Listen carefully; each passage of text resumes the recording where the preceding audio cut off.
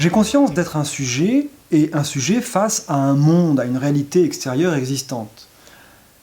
Mais si mon cerveau était en réalité, depuis toujours, plongé dans une cuve, connecté par des câbles à un super ordinateur, manipulé par un super scientifique, super méchant mais super savant et super puissant, et qui serait capable de me donner l'illusion d'être dans le monde réel et l'illusion d'être un sujet qui aurait son histoire et sa personnalité. Alors autrement dit, la question qui se pose ici, le problème qui se pose ici, c'est de savoir si les données de ma conscience sont fiables, ou si, au contraire, la conscience n'est pas source d'illusion, au contraire, et peut-être même de l'illusion la plus profonde, c'est-à-dire de l'illusion d'être un sujet.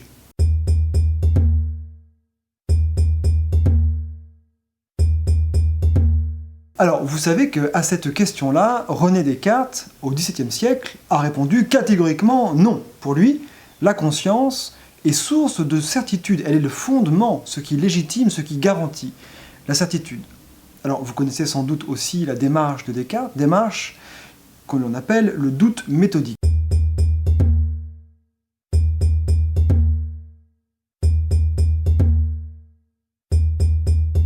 Descartes, en effet, est à la recherche de la certitude.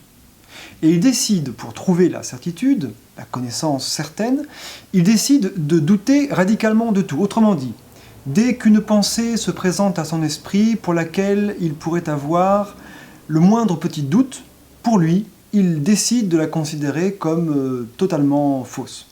Il est un peu comme quelqu'un qui serait dans un grand magasin ou un grand hangar rempli de vitres, et on lui dirait « Écoutez mon vieux, vous avez carte blanche pour trouver quelle est la vitre incassable. » Carte blanche? Très bien. Qu'est-ce qu'il fait? Il prend un marteau et il décide de frapper toutes les vitres jusqu'à tomber sur la vitre qui, peut-être, résistera au marteau. Alors ici, cette vitre qui résistera au marteau, cette pensée indubitable, pour Descartes, c'est la conscience d'exister. Descartes appelle ceci le cogito, enfin nous appelons ceci le cogito parce que la phrase de Descartes c'est « cogito ergo sum », je pense, cogito, donc je suis.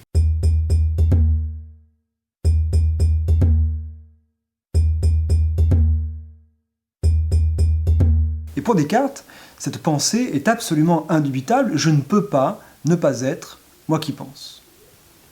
Alors cela définit ce que l'on nomme classiquement la philosophie du sujet. Le sujet est ici une substance permanente et au principe de la pensée et de la vérité. Alors cette vision du sujet et de la fiabilité de la conscience a été rudement mise à l'épreuve par d'autres philosophes, et notamment au XVIIIe siècle par l'empiriste écossais David Hume.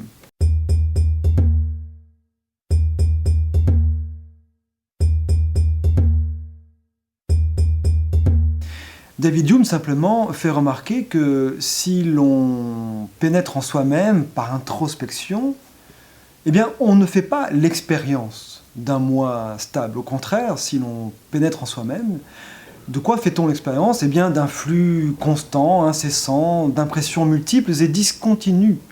De sorte que l'idée d'un moi n'est que le résultat d'une habitude, une illusion presque cinématographique, de voir de la continuité là où en fait il n'y a que de la discontinuité.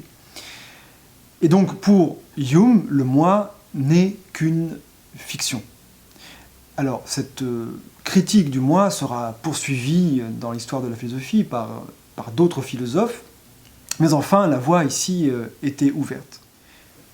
Vous avez compris? C'est bon.